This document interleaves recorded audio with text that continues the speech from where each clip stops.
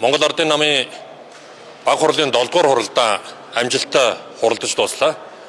Монгол Ардын намын баг хурлын энэхүү хуралдаанаар Монгол Улсын үндсэн хууль Монгол Ардын намын дүрм заасны дагуу Монгол Улсын ерөнхий сайдад нэр дэвшигчийг тодруулж томилуулах саналыг хэлцлээ. Мөн одоо бусад гэсэн асуудлуудыг хэлцлээ. За Монгол Ардын намын баг хурлын энэ удаагийн хуралдаанаар шинэ ерөнхий сайдад нэр дэвших 4 нэр дэвшигчийн асуудал яригдсан.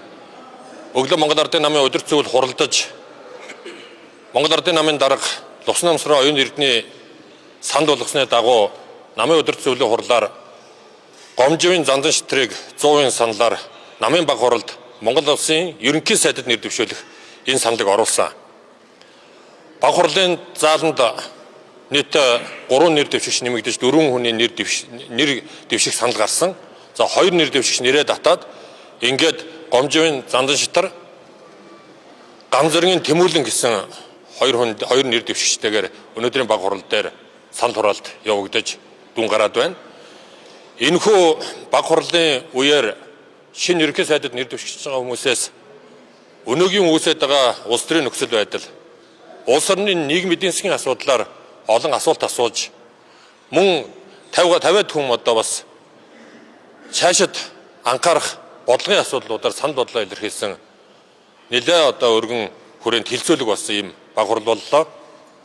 Баг хурлын 347 төлөөлөгч энэхүү санал хураалтанд оролцож 6784-ийн саналаар гомживын зандан шитрийг Монгол Ардын намын баг хурал Монгол Улсын ерөнхий сайдад нэр дэвшүүлэхээр боллоо.